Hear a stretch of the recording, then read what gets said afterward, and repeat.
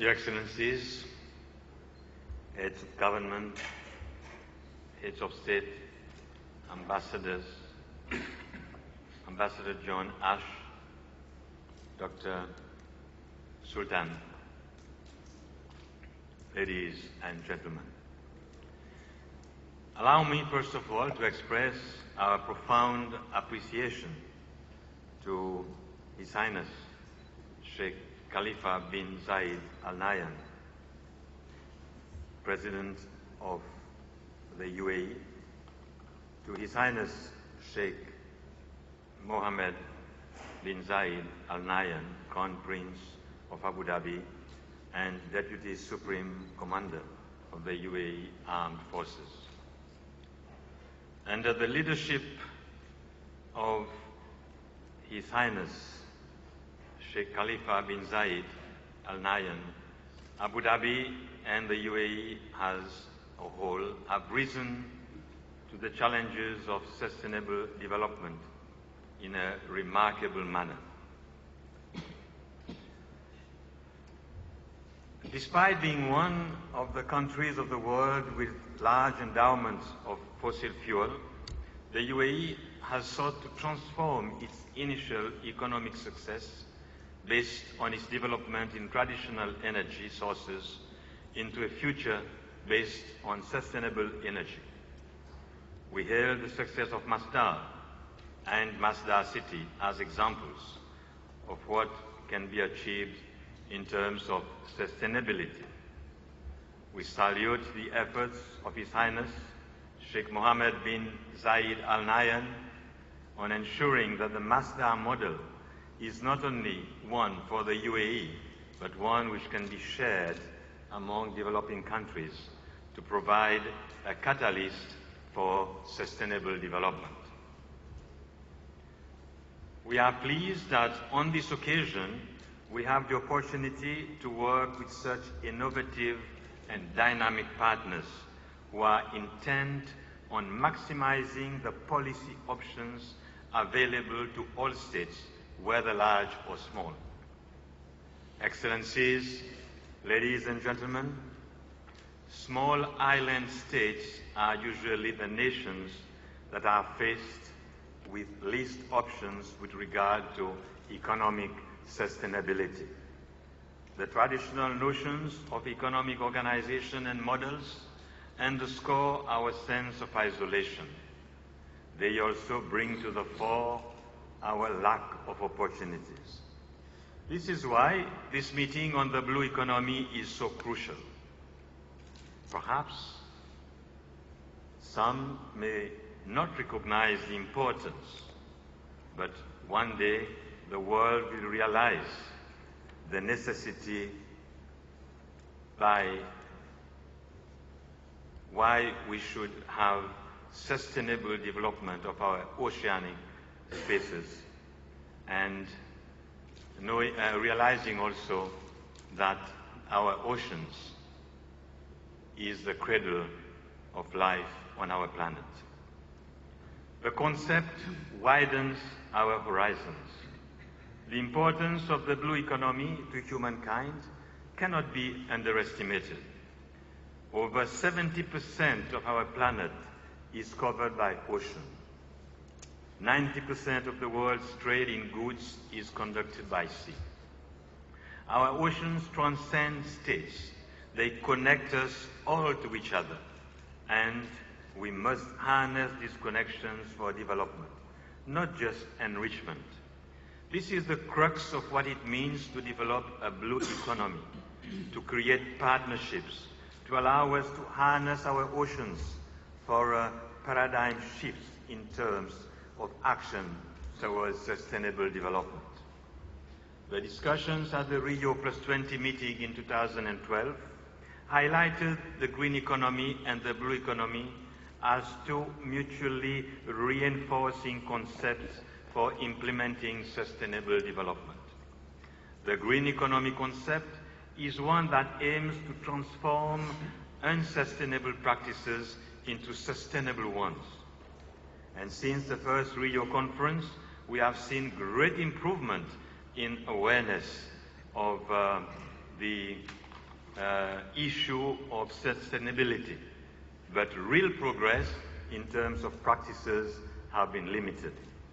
The blue economy, while also encompassing this transformation in the context of oceans, also embraces the vista of untapped potential that is available through enhanced exploration and sustainable exploitation of our oceanic spaces.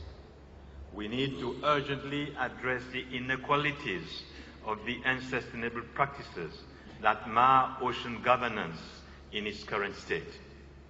Illegal fishing and restricted and unsustainable commercial industrial fishing, the illegal dumping of toxic wastes, climate change, ocean acidification are all huge risks to our planet.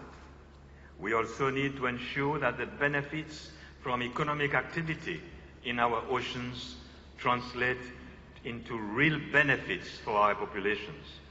We cannot consider that it is sustainable for certain large industrial fishing fleets to exploit the resources of one sea to the point of exhaustion and then simply move on to other areas.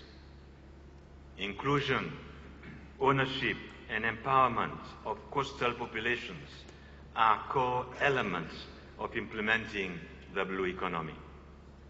We must place local populations at the center of our debate. We must ensure that our oceans create opportunities for our people. Capacity building is key to ensuring that our people are able to build livelihoods that can create and share wealth as widely as possible. Our people must take ownership of our oceanic spaces. Before we speak of global supply chains, we must secure the local capacity to legislate, to regulate, and create opportunities. In our Sustainable Development Goals, giving priority to our oceans means giving priority to our people, and of course, ultimately to our planet. And we also need to urgently improve the framework for research and new technologies for sustainable development of the oceans. Renewable energy from the sea, for example, is one area that we have only just begun to explore.